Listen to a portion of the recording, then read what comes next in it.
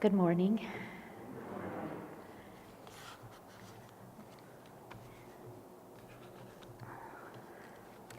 I have been a rule follower all of my life. I mostly obey traffic signals, pick up my dog's poop, pay my taxes. I was never late to work. I was rarely absent. I did my homework, except in second-year French. And I got good grades, except in second-year French. I came when I was called. I don't cheat, and I do my share. I have indeed been a very good girl, just as my parents taught me. And in this way, I have lived a relatively safe and moderately successful life. And in this way, I have also just been humming along while injustices abound all around me in this country. Earlier this spring, I responded to an email Reverend Kent sent about coming on a Saturday to an event called the Poor People's Campaign, a national call for moral renewal. I thought I could certainly participate in this one-day program. So I went to Santa Ana for the day and found myself making a commitment to go up to Sacramento on one of the 6 Mondays over a 40-day period to participate in direct action at the Capitol building to protest a whole litany of things that have gone terribly wrong through the years and have only gotten much worse in the political climate of today. It was to be a coordinated effort with activists in many states across the country demonstrating over the same issues at the same time. I looked at the list of what issues were to be addressed on those Mondays in June, from women's rights to health care to the environment, and signed up for several. Asked if any one of us would be willing to be arrested, I thought, why not? I no longer have a teaching credential to protect, no job that an arrest would jeopardize, no children or parents to take care of.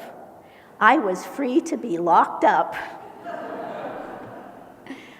Later, I would think of reasons to reconsider this, but at this point, it sounded like an okay idea. Next, we practiced responding nonviolently to what people who were adversarial might say to us. Things like, "Why are you here? I'm just trying to get to work. Why are you blocking my way? I need to work to support my family." I was suddenly silent. I didn't know what to say. I disliked confrontation and was rendered totally speechless. The truth was, I didn't know exactly what good it would do to close down a street or an office or an assembly room. I did not really know anything about the whys and hows of direct action. Nevertheless, in a few weeks, when Kent said he was available to go to Sacramento, I decided to go along.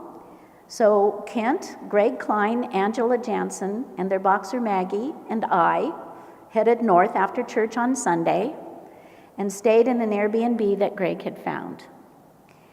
The next day, we set out for the demonstration, unsure of what activities were planned and if we were willing to be arrested. We were still thinking about it.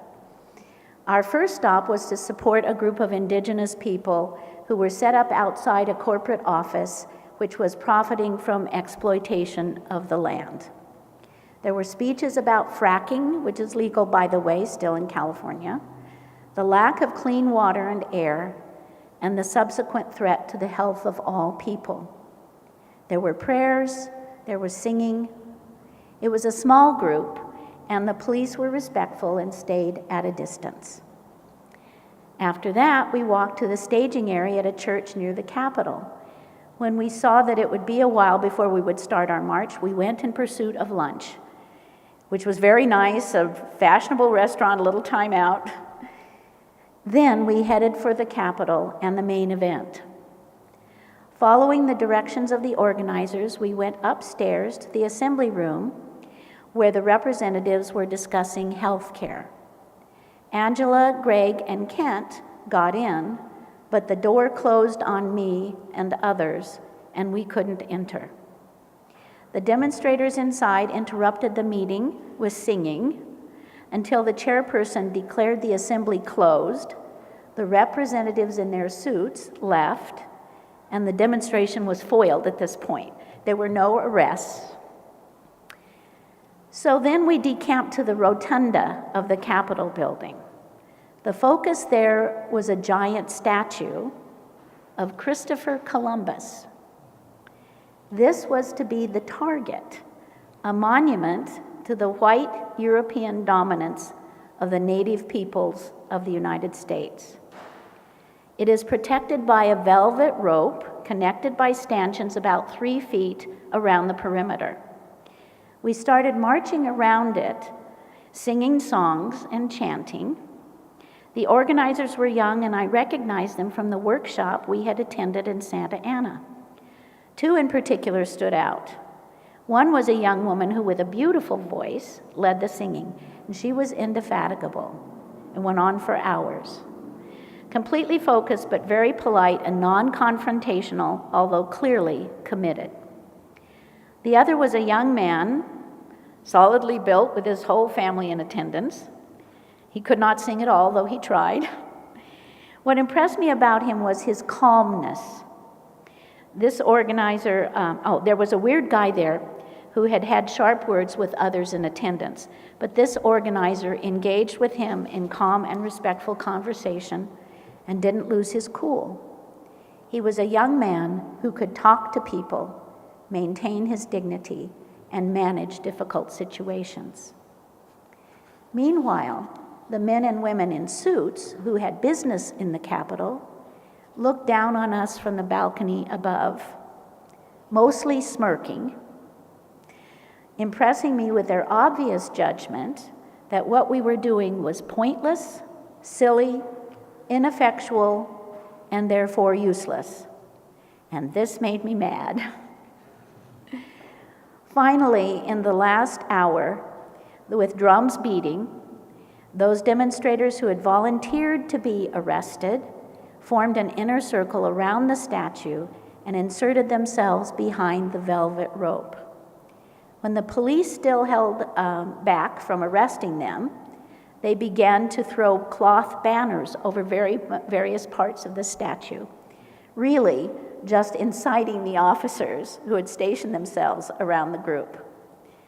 Finally, the arrests began, and one by one, the dozen or so people were arrested, handcuffed, and led off to jail. There was no yelling or spitting or disrespect on either side. In fact, there was an acknowledgement from the crowd that the officers were just doing their jobs, though the demonstrators made it clear that it was a terrible job they were doing. The overall feeling I had and the message that was meant to be delivered was that the powers that be were defending a statue that represents the dominance of and a reverence for a foreign, white European against the interests of our own people. So what did I take away from the experience? Was it an exercise in futility? Had we accomplished anything by participating in direct action? First, I realized I wasn't really ready to be arrested. After all, there were others who had volunteered. Also, I wasn't sure I was ready to spend the time or the money it might take to make further court appearances up in Sacramento. Then I worried that my arms were too short to be fastened behind my back in handcuffs, and that I hadn't packaged my medications in the original bottles. And my son had told me that I would suffer some physical indignities. He was more specific about those in the process. So I will have to talk to others, maybe Jan Meslin, about the experience of being arrested before I volunteer to do it. But since then, I have reflected on the power of such demonstrations. I have done some Googling. Joshua Kahn Russell an organizer and strategist for the Ruckus Society, what a great name that is, said this about direct action. Direct action is the heart of all human advancement. Direct action means that we take collective action to change our circumstances. It is often practiced by people who have few resources, seeking to liberate themselves from an injustice. People often conflate direct action with getting arrested.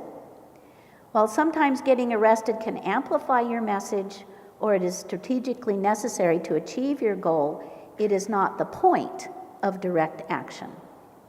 Similarly, people often conflate direct action with civil disobedience, which is a specific form of direct action that involves intentionally violating a law because that law is unjust. Direct action at its core is about power.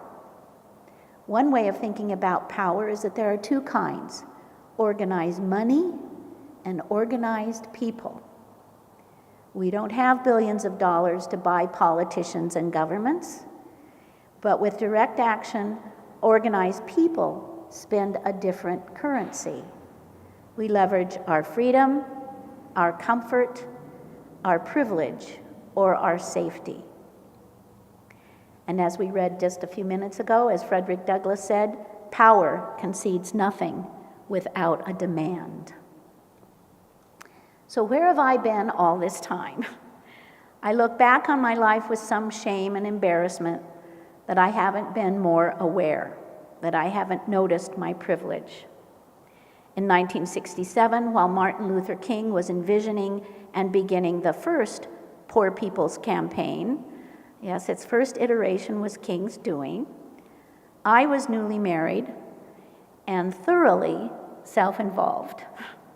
In 1968, I gave birth to my first child in May, and it was in June, the next month, that King was murdered. I was otherwise occupied. I didn't notice that it was expressly because I am a middle-class, white, Anglo-Saxon heterosexual that I could afford to be complacent, a privilege many others did not enjoy. So I have arrived late at this particular party. I have come slowly to this point, best expressed in the introduction to a piece I used to teach to AP language students entitled, "Repent, Harlequin," said the TikTok man. Harlan Ellison, the author of this science fiction-y story, included an introduction by Thoreau that explicates his theme. And here it is. The mass of men serve the state thus, not as men mainly, but as machines with their bodies.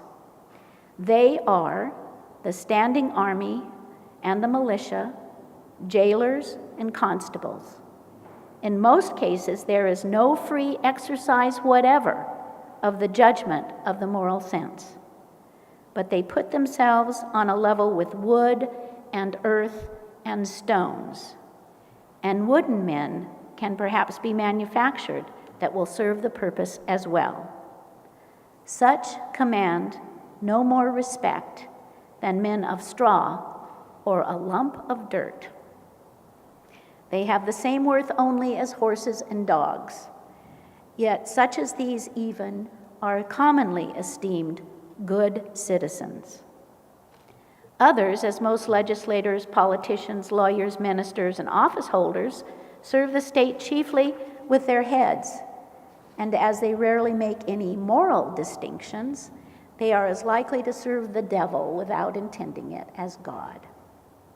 A very few as heroes, patriots, martyrs, reformers in the great sense, and men serve the state with their consciences also, and so necessarily resist it for the most part, and they are commonly treated as enemies by it. This short story raises the issue of the disparity between what is legal and what is moral. Intellectually, I have understood and appreciated this for many years. But now, at this advanced age, I am finally driven to act on this understanding, at least in the small ways I can. In this current era, when the top 1% controls more wealth than the bottom 90%, when among all the civilized nations of the world, Americans are least likely to rise above the station into which they were born, where the youth poverty rate and the incarceration rate is the highest in the world, I am at least and at last willing to speak up, stand up, march and sing, and maybe be arrested to advance the object of economic, environmental, and social justice.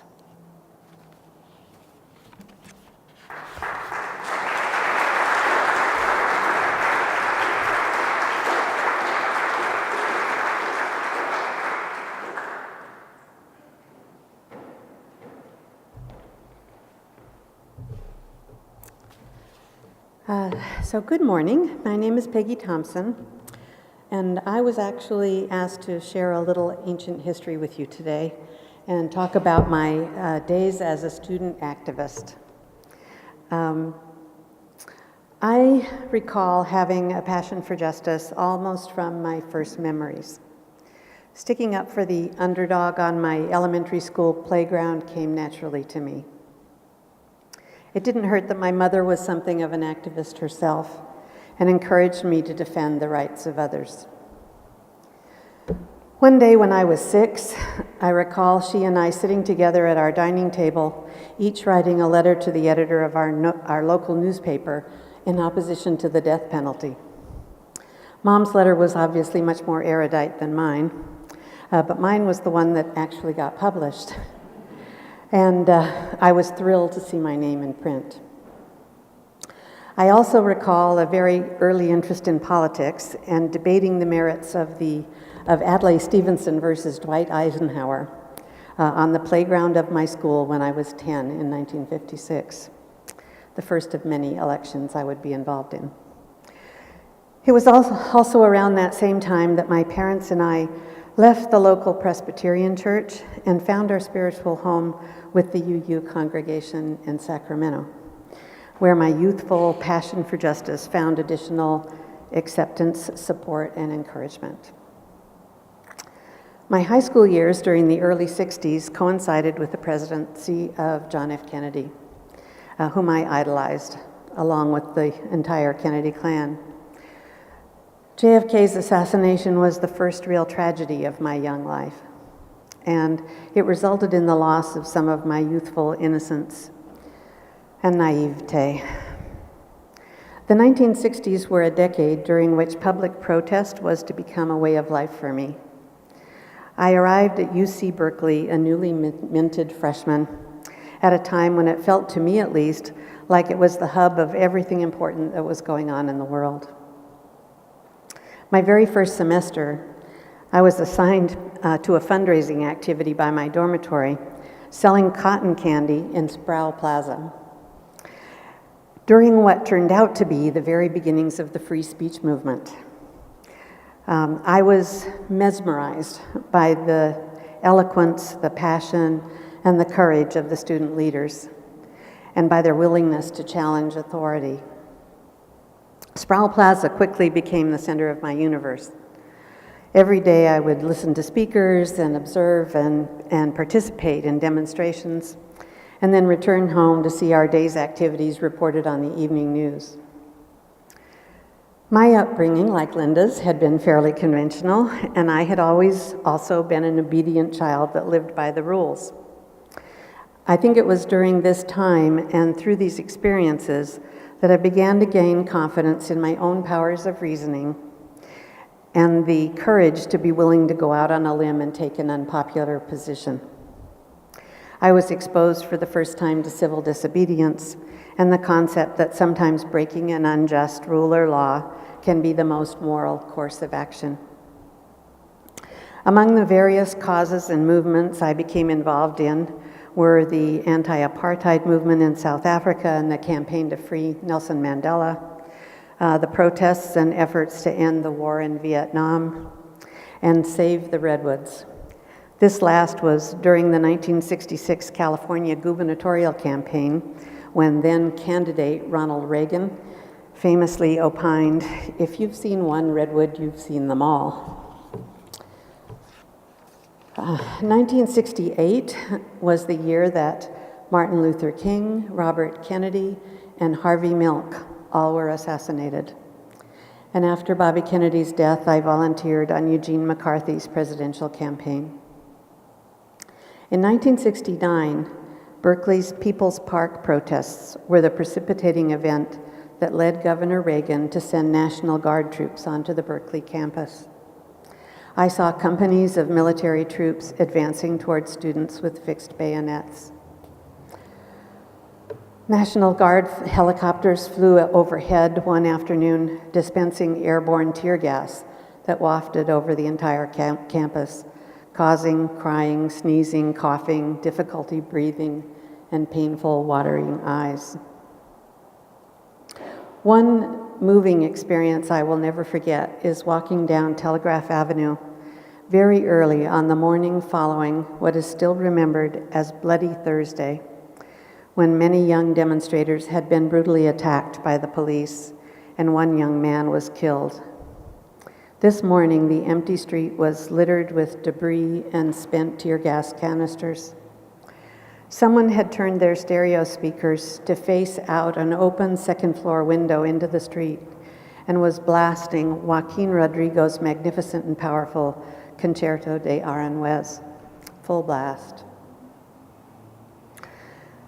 During the years that all of these protests were going on, I had also married a fellow pacifist and conscientious objector, and we had moved from our campus apartment into an experimental reverse integration project in the Richmond ghetto, where our closest neighbors and friends were members of the Black Panther Party. For us, 1970 marked the abrupt end of an era. It was the end of the 60s and the end of college life for us. We had both graduated, and we moved again, this time to avoid participating in the Vietnam War. We packed up everything we owned into a small U-Haul trailer and headed for Toronto to begin our adult careers in Canada. Fast forward to today, and I may be a little more worn around the edges and a bit more pragmatic, but I'm still driven by empathy and a passion for justice. As most of you know, my focus is now on immigration, and the majority of my time and energy is devoted to Friends of Orange County detainees and trying to help migrants caught up in our broken and inhumane immigration system. Looking back and reflecting on my activist past in preparing for this talk has reminded me that we each have a responsibility to speak our truths out loud and to live our values. I still believe that if we care enough, cooperate, and do the work, we can make a difference, and that we still can change the world. Thank you.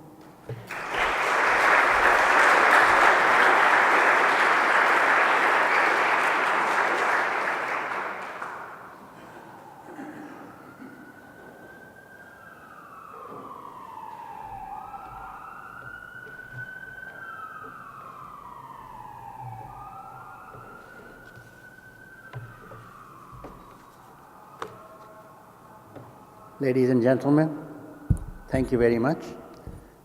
First of all, let me tell you that I'm an engineer by profession. In engineering, they say a drawing is worth 1,000 words. So I'm not used to reading and saying things. I'm used to putting a drawing and explaining everything, how it can be done. I'll try my best to read whatever I have written. And Nicola suggested something to me, that people will be more interested in about my actions which I have taken. You will be surprised, most of you know that by now that I'm an old man, and I grew up in a village. I'm a rural man. With luck, I got educated, and now I'm here. But I also worked in the country about 11 years before I came here. Now, during my time, the war was going on and the independence movement was going on. So we learned from Gandhi as to what he had seen in South Africa. Because of it, he was not allowed to travel in the train first class because he had a brown skin like me, the beautiful skin like me. And when he returned to India, he saw as to what kind of injustices were being committed against the whole of the nation. So I'll go one by one as to what I tried to do. One thing which I learned from his thing is what he told us, that war solves no problem, it creates more problems. It may solve today's problem, but there will be another war later on to solve the problems which we have created, we thought we solved. He also said violence creates violence. If you fight somebody with fight, you are going to be fighting, you are not really trying to solve the problem. He said, eye for an eye makes the world blind. Although there is a proverb somewhere, there should be a punishment, eye for an eye. He said, no, it makes simply the world as blind. Then he said, non-violent means of civil discourse. Remember, civil discourse, even angry discourse is a violence. If you tell somebody in an angry tone, you are really hurting him or her. We shouldn't say only him. And equality of gender and respect for each, that was his main goal. And I was a kid in those days. I grew up in a village and I saw the poverty of the people. And I used to play with the kids who were of different caste system. And my father would give me shower once in a while. I said, man, why are you doing that? He said, well, you were playing with those kids, they're untouchable. I mean, what? But I did not understand the word in those days. I accepted whatever he was doing. But later on, as I progressed further in my profession, in the school itself, I became a little bit sort of rebellious kid. The headmaster of that school, I'm giving you the examples as to what I did. I learned from Gandhi's principles that you do everything, you stand up for things. If you are right, you stand up. That headmaster had a cane. It had those tags in it, 72. They were the flat tags. And he used to beat students if somebody did not answer the questions. Not only that, he will ask every student that they should either become like chicken. I don't know if you guys know, they make the kids pass their hands through their legs and hold your ears, So you become either chicken or you get beaten up by corporal punishment. And he said, even if one person did not answer, all of the kids had to do that. I said, I'm not going to do it. He said, what? I mean, yes. He said, you are out. So I was sent out of the school. I was sitting outside. My father, he was a dalal, broker, so he used to go around. He came by and said, why are you sitting outside? I said, the headmaster has rusticated me. Why did he rusticate you? Because they always used to think the headmaster must have done something right. I said, this is what happened. He said, what? This happened? I mean, yes. I told him he can ask me any question. If I don't answer, you have the right to give me the punishment what you seem appropriate. So my father took my side, for which I'm very grateful to him. Otherwise, I was afraid of his voice otherwise, And after that, the headmaster never asked me anything. All other teachers always used to love me. Because they knew that I was top in the class and everything. But that headmaster was like that, so I stood for him. And I really got some strength. When I went for further to the high school, 30 miles away, for my character he wrote down, it's okay. He did not write down a good character. So this is what people do to you. So you have to face circumstances when you stand up. There are consequences. Likewise, when I grew up, I had in our country, every officer used to have some domestic help, government paid, I never called my domestic help as my servants. I always treated them as if they were my family members. What I ate, they ate. This was not the custom otherwise. In other places, the people who are servants, they do not let them eat everything what you eat, and they are treated shabbily. Unfortunately, our character was so degraded by the British that we did not have self-respect for ourselves. That's what Gandhi taught us. If you are truthful, stand up and be proud of it. He said that's the only way we can survive and the only way we can get them out of our country. So I stood up against there was also a built-in corruption, and I think it exists here also. I remember Agnew, Vice President Agnew, was really, he had to resign because he was taking some bribes from the contractors. Similar bribe existed there also in India. So certain percentage is given to different engineers or the people who work for them. I said, I do not need it. If the other people need it, lower people, they can have it. And in that way, I made sure that nothing wrong was done. Like everything should be done right.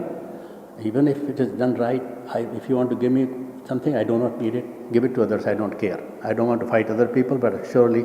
So I stood against. So one time, my superintendent engineer, where I was the executive engineer by that time, he asked me to pay an extra item. I paid him. The contractor and I separated a letter. As per your instructions, I have paid this amount. Oh, he was so mad. He said, how can you do it? Well, you asked me, I did it. I did not do it of my own. The result was that I decided I better go and study more rather than work in a department like this. So I got for master's in engineering, went to Chandigarh. After that, I did some more research and all that, and I ended up here to learn more. Third thing which I did was when I came to Calgary, I was actually in my department, I was doing well. I worked for a private company here, and I was made partner in about 2 years. But I was always interested in academics research. So when I joined the University of Calgary, there was a person, Jewish lady, she was an academic who came from Russia. Her name was Vinogradev. And she was one of the applicants. But unfortunately, we had a professor who was from Germany, and he himself came actually after the war, remember? He was German himself. He was not born in Canada. Canadians in general don't seem to do that, but he didn't want her to be appointed. I was a member of the committee, so I and other 2-3 people, we said, no, that you cannot do that. She is the right person to take this position, at least temporarily, if not permanently. If in 2 years we don't find her acceptable, then we can say goodbye and she can go and we will hire somebody else. But this professor was able to convince the department head that no, we should not have it. The result was that she was not appointed. She went to court, and I had to go to the court to give evidence. And I gave the evidence, and she was appointed. Although later on there were some other reasons he was not. But after that I had to go through so many consequences, you can't believe it. But I did stand for her, and I did it very proudly. Not only that, although Mr. Trump is trying to say that we have to have qualifications for the immigrants and all that, in Canada they do allow people who are educated, but at the same time when they come to the country, they are not given the professions. They are not allowed to work in the profession they have the education. An engineer is not allowed to work as an engineer because he does not have the qualification of the local association. They call it engineering associations. The result is that those people, what they do? They go and work in the restaurants. So they always used to complain that Canada is looking for the immigrants, but only for educated immigrants to work in the lower paying jobs. That was the big problem, and it still exists to a great extent. So I formed an association, legal association, Council of Foreign Trained Immigrant Professionals of Alberta, COFTIMPA, and took the case to Human Rights Commission. I won the case for one of the person, then the second person, but they went to the further courts, and they tried to reduce the damages and other things which we had done. But what happened was that the association itself had a meeting with me, 2-3 meetings, and they said, now can you tell us what to say? In case you find these people are not professionally correct, educationally correct, then why do you really allow them to come here? You have brought him to this country. If they are not engineers, then why do you really allow them to come here? You have allowed them to come only because they were engineers, or they were doctors, or they were accountants. So they said, okay, we will set up a separate branch of association which will look in the degrees where they are from. They are not a fake degree. I mean, that's perfectly all right. So it's a fake degree, you don't have to accept it. And some improvement had occurred by the time I left Calgary. Things were looking better, but still they are not completely doing it. Again, there was a right here when I came back here, I was surprised. I was rebuked by I'm fond of playing bridge. So one of the directors, I always take blueberries to eat for lunch, and I take a small pick so that I can pick them and eat them properly. She said, you cannot take these blueberries to the table. I said, why not? I have this. He said, no, you cannot eat them there. So I went there, I saw that there were people eating on the table. I said, there are people eating on the table. Oh, they will not eat when the cards are being played. Nobody listened. So I reported to the manager. Manager was very gracious. He said, Ramesh, I'm really very sorry that something happened to you like this, that you have been... because I was brown skinned, that's why she did it. These things happen here too. So he probably talked to her. So I thought that things have settled. In 7 days or so, she reported against me that I was going to threaten her, hit her, if somebody else would not have protected me. So I had to go through the appeal process. I appealed to the board, and the board accepted yes by appeal. But they still left it that nobody is to be punished because it was not her, or equally both of your fault. That thing has caused so many problems. Since then, they have been still trying to, when I go, they'll not give me the north-south seat, or they'll say, oh, because you got up. Since then, I have been appointed to the board myself, not appointed, elected. And it's still that lady and that other gentleman, the old people, they still do things to me. Oh, because you got appointed to the board, I don't have to give you change this way. Sort of insulting or rebuking that you don't belong here. I said, this is really too much. I complained. The result was, they have hired a manager. He has a meeting with me in the coffee shop, what you call it, Starbucks, is that right? Starbucks. And he said, you are an ignorant man. And he was shouting at me. Again, using the same Gandhi principle. Okay, well, you complain too much about people. Sure, I complain whenever I see that I'm not being treated well. That's my right. Complaining is not, it's not against the law. Since then, the complaint against him is also now pending. So what I'm trying to say is, if you stand for things, you do win finally.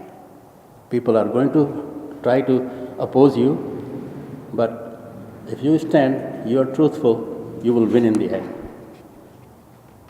A few more things I would just want to let you know, that although we got independent India, but not too many people know that in the First World War, there were 1.1 million men, Indian men, fighting the war. In the Second World War, 2.2 million men fighting the war. But I don't think too many Americans know that there were that many Indians who fought the war. Indians are not even counted as they have fought the war. That's why we were expecting that we will be given independence, and they did not. And that's why we had to fight the independence by means of Gandhi, that we cannot do it by fighting. Let's try to do it by non-cooperation, which he learned from the writings of Thoreau and Tolstoy. So actually we are very proud. I'm very grateful to him. What I'm wearing today, that he said, let's also have the hand-spun and hand-woven clothes so that we don't have to buy from England. What happened when the British came, we used to make very good silk. Even during the Roman times, Indian silk was, the Romans were sending so much gold to India, they were complaining, why are we sending so much gold? Because the Indian silk and the gold and silver laden clothes, their ladies used to like. So when the British came, they broke the thumbs of they hired the goons, they did not do it by themselves, hired the goons to break the thumbs of the people so that they will not be able to spin. And that they got the clothes made by the machines to India. But even so, that's what Gandhi started. Let's just start doing the same thing. Since then, a lot of people wear the hand-spun and hand-woven clothes, and my shoes are also hand-made. So just today, for today, I don't do it every day. I thought I'll let you know that self-made things can work for two, or machines don't have to do everything for you. I hope I have tried to finish in time, although it's too late, but I hope I'm not responsible for all the delay. Thank you.